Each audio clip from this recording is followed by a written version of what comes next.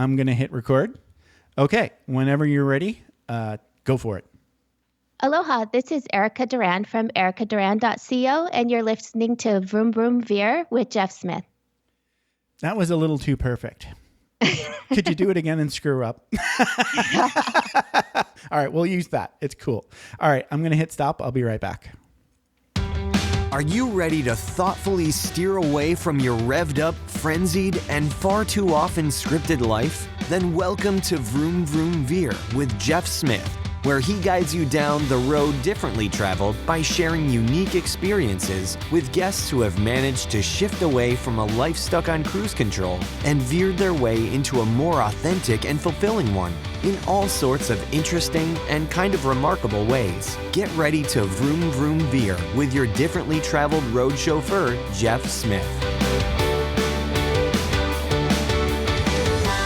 Michael Alan Tate, thank you so much for being on Vroom Vroom Veer and welcome to the show. How's it going?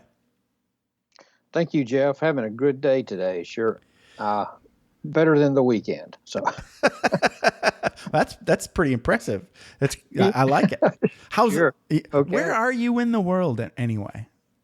I live in Birmingham, Alabama. Alabama. The heart of Dixie. Yep. Alabama. Yep. Nice. Nice. Yep. So are you getting any of this crazy weather? Yeah, I mean, if you listen to the news, you've heard about all the tornadoes down here, and So, but that's all south of Birmingham is center of the state, and most of the tornadoes have hit in the southern part. But it's raining like crazy and floods everywhere. But I kind of live up on a mountain, so I'm okay as long as the tornadoes don't come. But I think we're good. And the weather people are making up new terms now every week. It's like before we had the polar vortex, and this week it was the bomb cyclone. Yeah. Crazy. Everybody has a stick. Oh man. Yeah. All right. So let's talk a little bit about what you've got going on over there with your book, the White Shirt, thewhiteshirtbook.com. Is that right? That's correct. So talk a little bit about what you're most excited about with your book. Yeah. So my newest book is called The White Shirt. It's a parable. It's only an hour and 10-minute read, by the way. So if you don't like it, you can, it's really not that long. But it's a fun little book, and it's about a guy whose career, a guy named Cyrus, whose career was determined by his parents and other people. Right. And he decided, as your show says, to take a veer. And he traveled and visited people and learned to find a life-giving career for himself. Then he began to teach others how to do that. And that's what the book teaches people to do. If you read it, you'll actually develop a plan for your next career move, so you can get off the treadmill and get right back on with life. So I like that. That's my book. I like it. Yeah, I want to check it out actually, because I'm kind of in a veer moment myself. Okay. and it's we'll get into that my upcoming veer as we go, but first this is Vroom Vroom Veer. So that means it's basically the story of Michael Alan Tate's life from, you can start wherever you want, but I think most appropriately we could start at high school. So where did you grow up, and what were you like in high school? I grew up in a little town called Gardendale, Alabama, and I went to high school at Gardendale High School. Played a little basketball there, but I really didn't like high school. I didn't enjoy it very much. I was just kind of glad to get out. I always had a job. I worked after high school and did that sort of thing. Then I went off to college and I got into psychology, and people asked me why, and I said, I really don't know. I just kind of like this language. So I kept following it. And I said, I think my main purpose in college is just to finish. And I think a lot of people can agree with you on that. Yeah. Just to get out of here. Yes. Oh yeah. I mean, it's, so I'm just get out and get going. And so when I went through college, I worked for United Parcel Service. I put myself through school loading trucks in the morning because I didn't want to leave with a ginormous amount of debt. Yes. Man, yeah, that's not for me. So anyway, so I got out and worked for the company a little while. Then I actually went to seminary. I went to Southern Seminary. I got training in how to run churches. I was a church administrator at a couple of churches, and man, it was when you're making career choices, a lot of things influence your career, and especially mine. One is your parents. Right. Say your parents and your peers and profit. Those are kind of the three things. I'm going to get in this career because I'll make more money. I'll get in this career because my buddy decided to be an accountant. So I became one in school, or your Sure. parents. So my parents were real involved in church all my life and that sort of thing. So that was kind of took me that way. But after being in it a while, I was really good at it. I could run churches and build programs and grow things, but I just didn't fit. I just knew I didn't, even though I had the skills to do it. I just didn't fit in that world. I got sick. Really? So sick, I was in the emergency room with boils kind of broken out all over my body. Boils? Wow. My goodness. Yeah, it was crazy. Yeah, and so it's just the stress of all that. So I went, well, I just can't do this anymore. Even though that was was you would call a calling.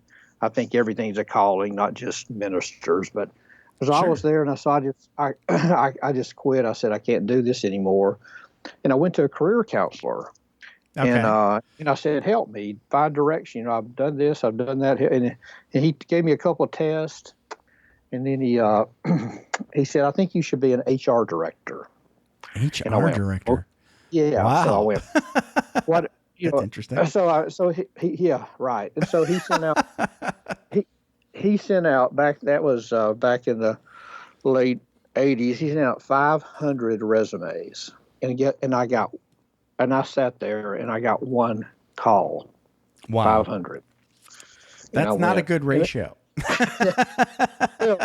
But actually, that's about average for resumes. I know. But yeah. Oh, I've been there. It's painful. Yeah. Oh, yeah. And so I went, what's wrong with me? And I tried to call him. He didn't help me. I just kind of walked away. And what happened at that point was I realized it wasn't me. There was nothing wrong with me. It was just I had the wrong strategy. I was completely off base. And I decided at that point that was a crisis. You could imagine, lost your job, get all this rejection. Right. I decided I was going to do something so that wouldn't happen to people anymore. And that's how I got into my work. Wow. Okay. And truly, that's what it was. I said, I'm going to fix this. And just something you just was thought so painful. Like the whole idea of the way people like go about trying to get a job, and it hasn't really changed that much because now it's just all online, but it's essentially the same thing. Oh yeah, it is. It's still as the commercial for Indeed online. You put your resume in their little system, and you go to sleep at night, and the jobs come to you in the next morning. So, right, which is the other biggest lie told in America. So because we know that 80% of the jobs are never posted anywhere. Right. And right. Most people make the assumption that there is actually a job hunting system that works. And you and I both know, Jeff, that it does not work that way. It works like this. I'm interested. In every company, there's a table. And every week, the management team sits around that table and they look at each other and they say, we have a problem coming out here right now we need to solve. We have one coming in the future, or we have this great opportunity. And they turn to each other and they say, do you know anybody that could help us? Right. And their second response is, we don't want to talk to HR because they don't really understand what we're doing. Right. We don't want to talk to recruiters because they're bringing, do you know of anyone? And that's it. And so the person with the resume who's lined up like the limericks running into the sea, handing their resume to HR trying to get through this. So we have all these people with talents and all these people that want help. And the way to get through there, and as I propose, is you develop a one-page strategy for your career, which says, and you share it with people and you ask for their advice. And you never, ever, ever ask anyone for a job. That's pretty smart. I like that. Yeah. Ask for a job, you'll get advice. Ask for advice, and you'll get a job. Wow. Okay. And but you can't just go like you hear networking. This is different than networking. I mean, it's sort of like that, but instead of going with a resume, every time you have a resume, you show up as a job beggar. That's Right. Yeah. or Like if you go to a job fair or something. yeah. And Right. you see somebody, you say, you hit on a resume, no matter what you say, they know you're trying to, you're begging, you want a job, and they feel bad the next time they see you, so they avoid you because they still can't help you. Not that they don't like you, they just can't help you. They can, Right. but if you came to them to say, here's my general direction, I feel I need to go with my career, and I here just are a like to list of talk about it. Yeah. Yeah. yeah, and give me Right. your advice. And here's a list of organizations I think I could work for. Right. Would you give me your advice about that? Next time they see you, guess what? They love you because you ask them for their advice. So that's the simple nutshell of what I teach in the book is. But the problem with that is Alfred E. Newman of Mad Magazine. I remember quote, Alfred E. Newman. Yeah. yeah, he said that most people don't know what they want, but they're pretty sure they don't have it. So, That's so true, right? We don't. We really don't know. it is. Yeah. So We know what we don't like. What? Yeah, and that's what's in front of us. and in my book, that is the first step. Write down what you don't want. Oh, nice. I like that. Write down what you don't want. Number one, and then you draw a line and fill in the opposite of that on the right side of the page, and you kind of describe what you do want. I mean, it's the truth. So most people don't know what they want, and then even if they knew what they want, they'd more than likely choose the wrong strategy. And then, and the biggest mistake that people make in changing careers is they try to do it alone. Okay. Two are better than I one. get that. Or like when I was trying to find a job the last time I went through this try to find a job situation, which was like about 2017, but it's like 2016, 2017. And then I finally did get a job that I like that I have now in 2018. Right. But I mean, basically, I'll tell a little bit of a story. So, I ended up nowadays, it seems like getting the first foot in any sort of door nowadays seems like you're going to be working for some sort of temp agency. Have you noticed this trend? They're very prevalent nowadays. It's like a pre-employment screening system, I think. For absolutely. Right. Yeah, there's actually temp agencies for people over 65. Wow. Yeah. But yeah, there are you had to kind of get your foot in the door, and so that's how you got into this position. So what happened was I was new to Las Vegas because in 2017 we moved from Los Angeles area to Las Vegas, and Las Vegas is very much like, it's like a transient sort of population, right? Not a lot of people live here, but a lot of people come here, right? So most people are like blowing through, and maybe they've just got a backpack and they're crashing on somebody's couch and they're trying to get a job, right? Right. So a lot of employers are really trying to figure out if you actually live here. Okay. Oh my gosh. Right. So Vegas is a completely different thing. So I had been living here for I don't know. I want to say, let's see, from June until October, until I finally got an actual lead on a temp job. Wow. Right. And that was a temp job on the Air Force Base here in Vegas to do like a computer migration. They were going from Windows 7 to Windows 10, and they just needed a load of manpower. Right. Right. And so long story short was, then I had that on my resume. Okay. And they went, oh, okay, look, he's got an address and it's actually in Vegas and he's had a job in Vegas. And, oh, by the way, it was at an Air Force base. So we know he's probably doesn't have a criminal record. Right. Wow. Yeah. And then I saw, that's right. It's a different market. Okay. Oh man, that is really different. Yeah. So that's how I landed the Department of Energy job, because I saw another job on one of these. There's a lot of government. I would call them government related job sites. Okay, that they're specifically for government jobs, and more specifically for people that still have a security clearance.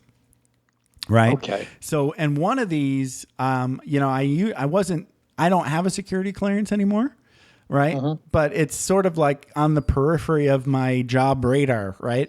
And it just so happened to see, like, in one of those emails from ZipRecruiter or something, that there was a job listed and it said Department of Energy, and it was on this thing called dice.com. And that's one of those job sites for government jobs that usually require security clearance. I was like, I'll click on it and see. And it said, no security clearance required. And then I read the description and I was like, that's me. That's totally me. Yeah.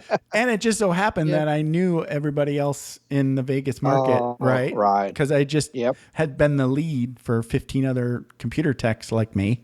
So I put in, and I don't think the guy that hired me called anybody else.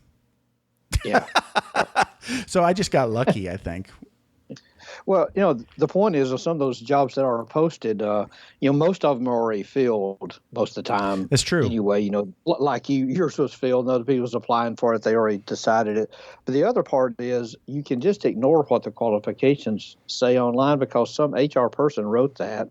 And they don't really know. And they're just trying to screen people out. Right. And so if you just kind of ignore it and go forward, like you said, I advise people on that. Just go, you can't accept something you hadn't been offered, come on. Right. So that's true. So kind of go for it.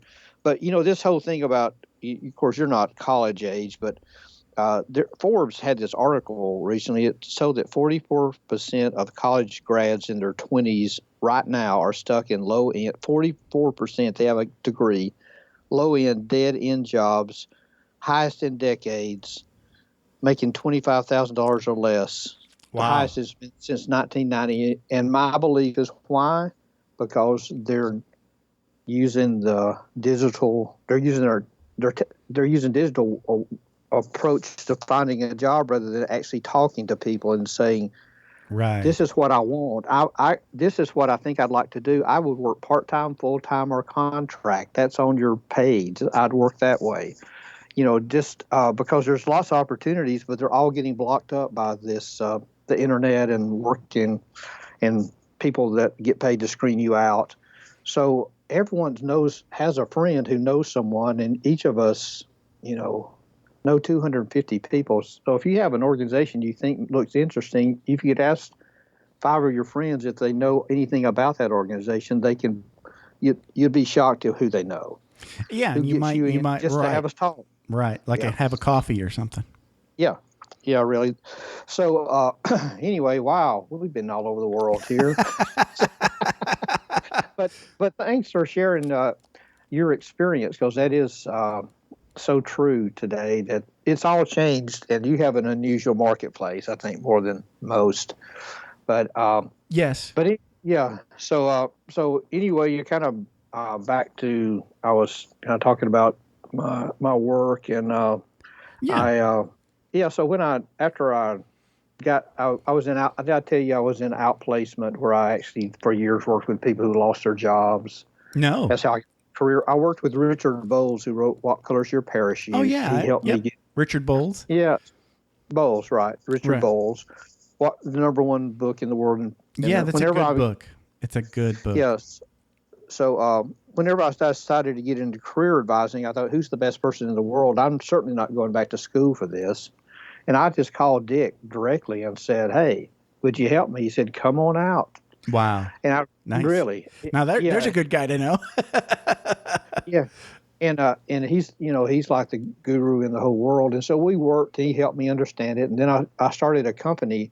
I started working with a company that did corporate outplacements, which, when a company downsizes, congratulations, you're fired. Here's Mike. That's really, yeah.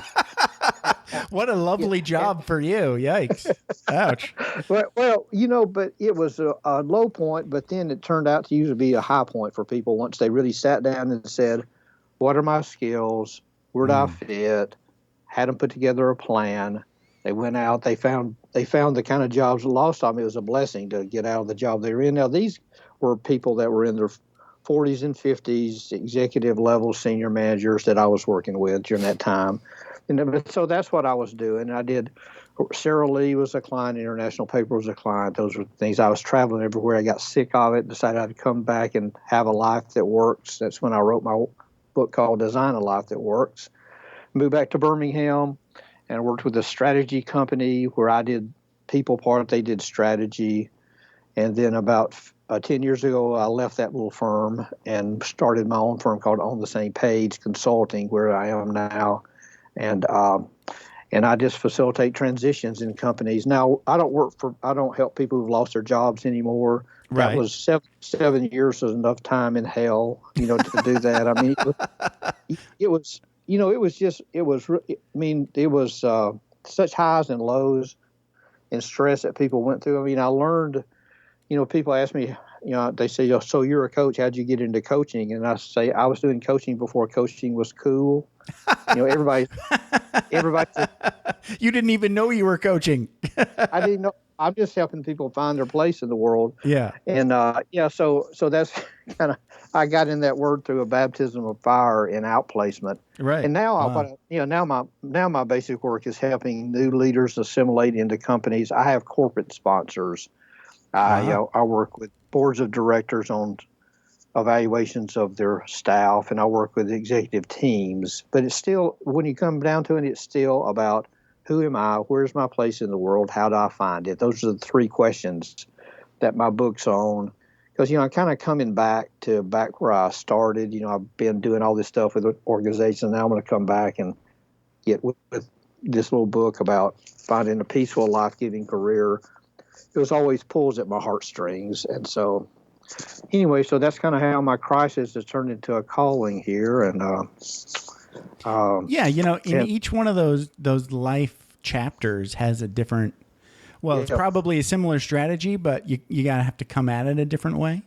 I mean, we talked a little bit about, so you recommend the same thing coming out of college that you would say somebody seeking a mid-career change? Oh, yeah. You mean the same, put together a plan and share it with people and ask for their advice? Pretty much the same. Okay. Oh, so it's the same. As a matter of fact, when I was with a large international firm doing outplacement. Right. And so I got tired of that. So I was ready to leave. So I sat down and wrote out a plan. Back then, I didn't even know why. I just said, I think I'll write down what I want. That'd be a novel idea. Okay. And so I wrote that down, and I said, I'm not going to share that with HR. I actually went out and shared it with a friend of mine outside the company. And I said, here's what I really want to do, and I think I'm going to leave. And he said, well, that sounds good, and I'll be glad to help you. In 3 months, literally what happened, the job I wrote down on that paper was created inside the company where I was, and I got it. Wow. So that's a good story. Wow. And that, leaving your company is not always the answer. No. Because most people, but clarity is the answer. If you're clear right. on what you want and what that looks like and what it feels like and smell, you've gotten so specific that you know what it looks like. It manifests itself so many times right before your eyes, or it will somewhere else. Now, I left about 3 years later because I'm just an entrepreneur. That's what I am. Sure. But that true. So I would tell people when they come, I'm really frustrated, and I say, if you go through a career, or you go through this honeymoon period, you go this period where you're really doing good, then you go through this period where you're wondering whether you should do it or not. Yeah. It's a circle of life. You're going to always get frustrated, but don't always think jumping outside the company is the answer. Sometimes it is, but literally this answer always is write down what you want clearly, share it with some people, ask for their advice, don't ask them for a job, and your values, your whole core value system that you share with these people, just guides you to places that you fit. And rather than trying to struggle with all this stuff that's going on when you're competing with you really don't have to compete if you know what you want. And I think that it's a really good point that you should. I can't remember. Oh yeah, I do remember. It was Scott Adams wrote a book. He's the guy that writes the Dilbert cartoons.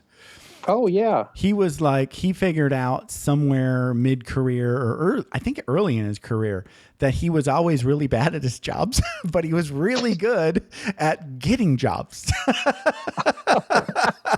Isn't that awesome? He's hilarious. Yeah. But so he realized in a funny way, I think that's funny, that that his real job wasn't his job, but his real job was finding his next better job.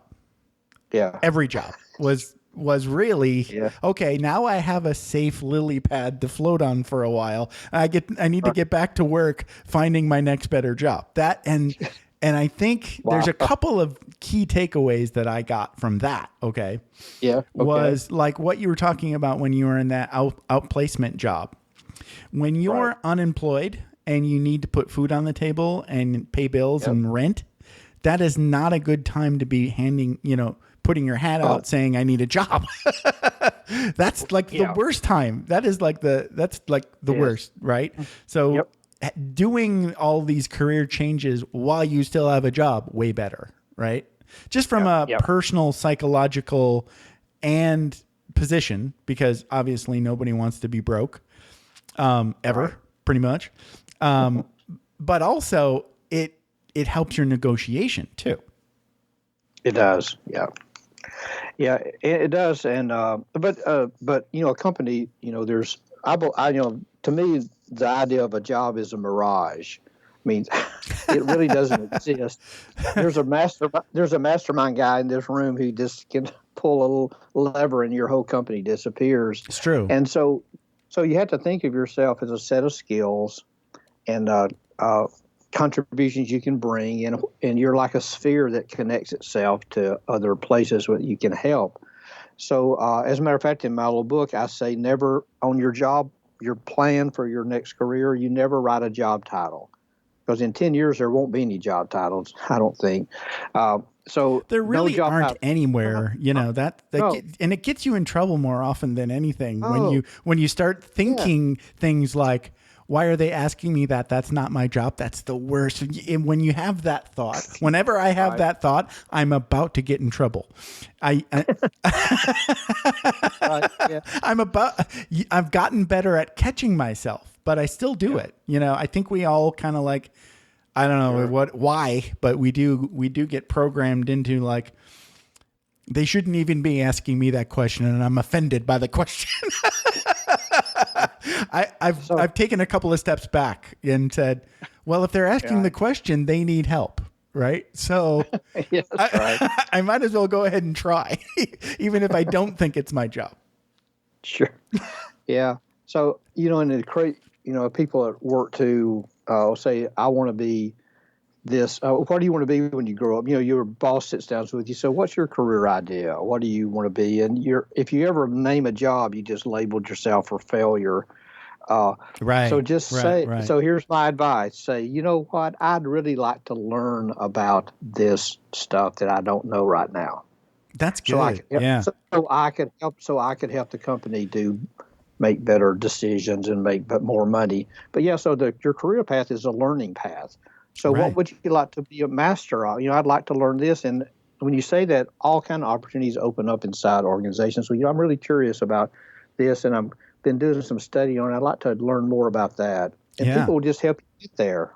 So, that's one of your sheets, I can't remember which one, but you talked about like trying to figure out how you like to play around and tinker with things. Right. Yep. Talk a little bit about that, because I really like tinkering. Is that just sort of like an finding out about you kind of exercise? Yeah. Oh, yeah. Well, actually, when I saw Tinkerbell, the movie, that's really it. You know what? Tinkerbell tinkered with things. Right. And that's how she got in her anyway. But so, as a matter of fact, I just spoke to a bunch of high school seniors, and I told them this: in your career, don't trust your heart, trust your ears. Okay. We all, language. You love the language of technology. Okay. You may not we all have this language that was kind of in our ears that when we get close to it, we get alive and we feel better. We like to You like the legal language, like the language of aerodynamics. You like, you like engineering. You like math. I don't know what it is, but there's something. And for me, it was psychology and business, because that's how I got through college. I just followed my ears and forgot about any. So that's the one thing, is list the language that you love will guide you. And then what are the things you love to tinker around? What do you love to, if you're just sitting there besides watching TV and movies, Right. What is it you like to fool around with and work on just innately? If you had some extra time, I'd probably go and do that. And that's the other piece.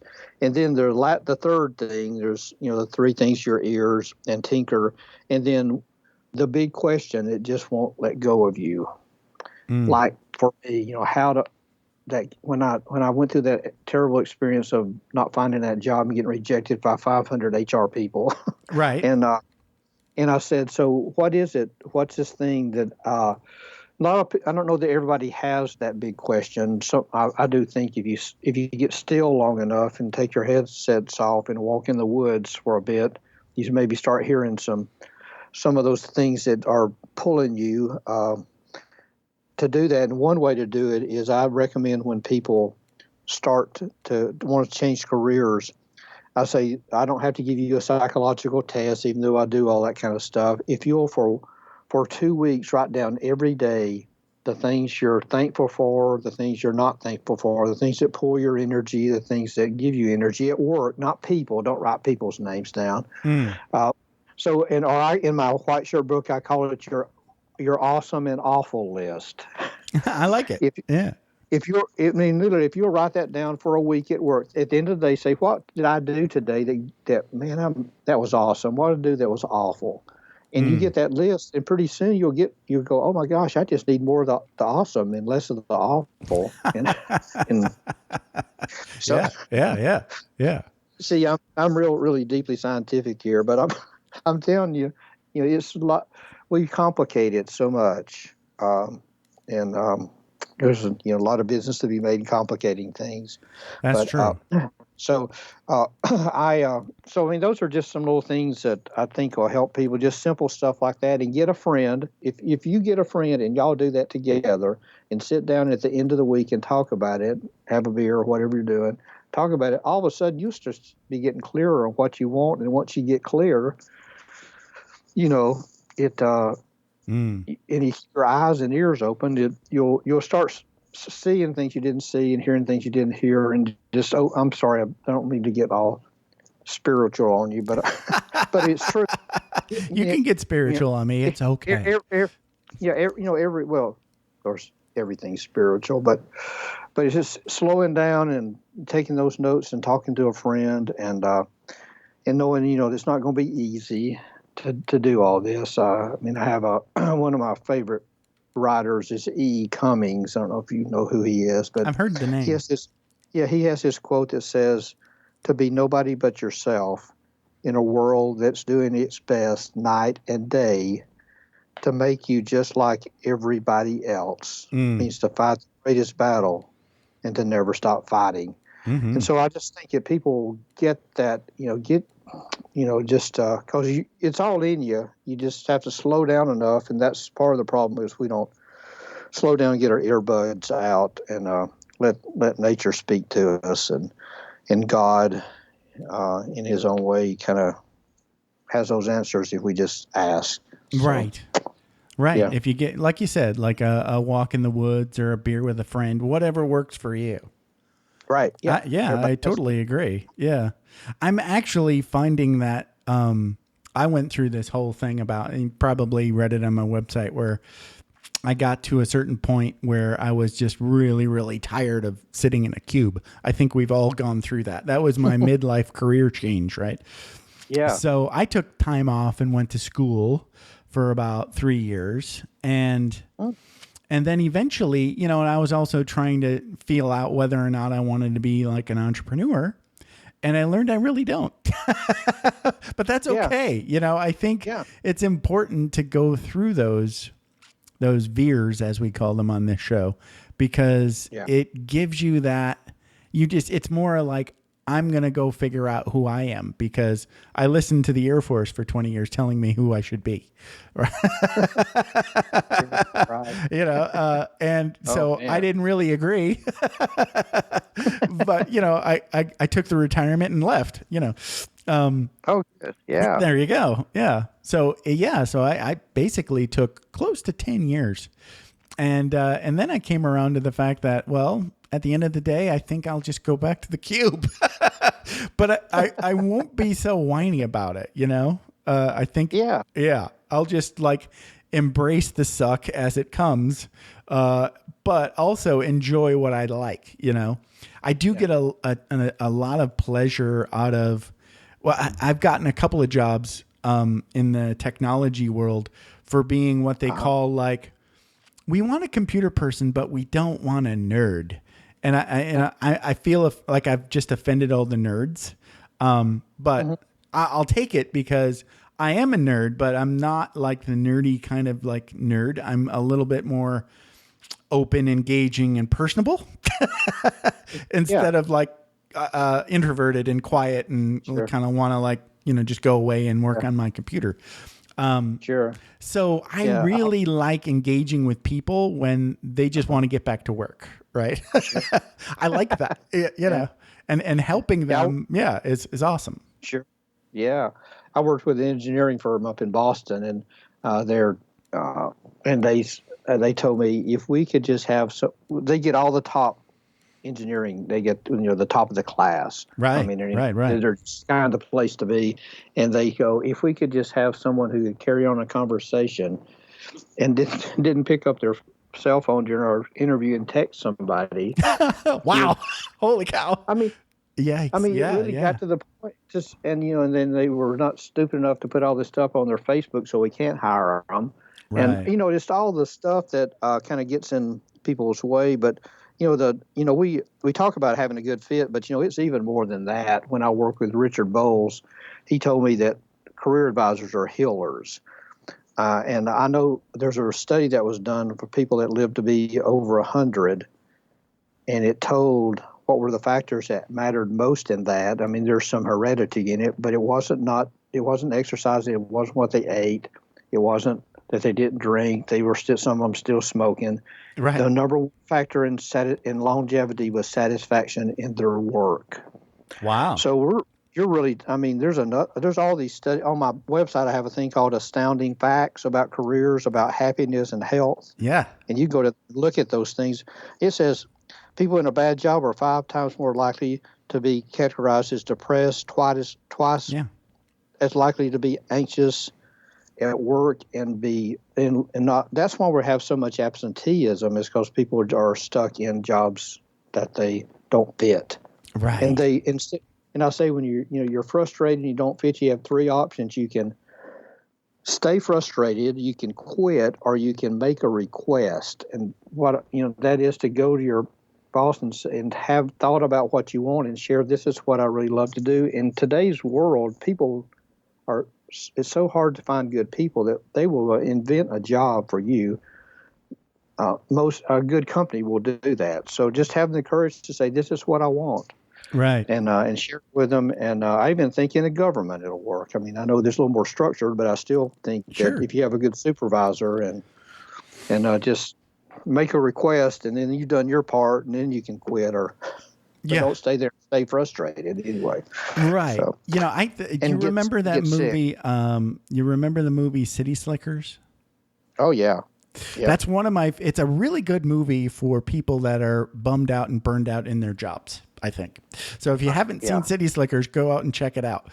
But, and I say that because remember the story I just told that in 2010, I was just insane and I had to quit to get out of the cube, right? Oh, yeah. And I did that too, yeah. Yeah. And then, flash forward to 2018, I was like ecstatic to get back into my cube. Okay. So the cube didn't change. I did. It's not the cube. No, it's not. So I had to go on that journey, and it was like a personal, internal kind of spiritual, psychological figure shit out for Jeff thing, right? Yeah. So that might be the answer too. and you can Yeah. keep your job and fix yourself. Yeah. Now, do you It feel like might in your not, job? yeah. And I'm not saying don't improve your job, but think about that too. Yeah. Yeah. Well, because you kind of in your job now, you're really feeling like you're helping other people. It sounds like to me Right. as well. Yes. And things you do. So I got this story. When I was in outplacement, there's a bank that was closing down its credit collection department. These are people that call you and try to collect your bills. Right. They send me in that room to talk to these people they're going to eliminate their job, and this is what they've been doing. And I walk in, and I'm going, oh my God, I'm going to walk into a bunch of angry people, and they're going to be even angrier with all this. And I walk in that room, and they're just having a big time. And I'm going, now, what do you do all day? Well, we call people and collect, we ask them to pay their bill.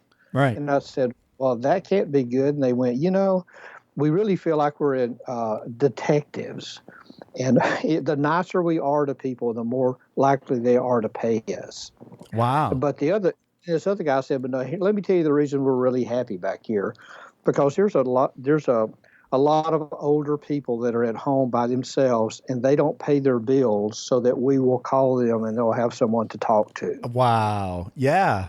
You're right. And I went, yeah. And he says, so now we've taken all their names because they have the money. They have the money. They just want to talk to somebody. So we all have a list of 10 people we call every month, older people just talking to them. So what they did was it's like your cube. It wasn't a cube anymore. It was a place to help people. And burnout happens to people when they stop focusing on helping others. Right. And it's just getting the job done. Whenever you get outside of that I feel like my job is actually helping someone, you'll burn out. Right. Yeah. You're gone. You're right. And but anyway. And good story. Yeah. I'll never forget looking at those guys going, I think about all my whining and complaining going, phew. Yeah. It's not the cube, as you said. It's not the cube. It's not the. It's the cube in your head. So I'm glad. Yeah, I'm glad you said City Slickers and not Office Space. So. Office Space is amazing, but for a completely different reason. Yeah. I don't know if you can make a lot of job career choice or career counseling things from Office Space, other than. It's sometimes offices are just really awful. And that's true. You can't. That's the one everything they did, write that down, do just the opposite. Exactly. So, exactly. But, City Slickers is my favorite. I have that clip of a Curly, saying your one thing. Yeah. And I use that a lot when I speak. I'll end with your one thing and have Curly talking about what's their one thing. Mm-hmm. It's what you got to figure out. So yeah, that's kind of Jack Palance. He can crap bigger than both of us.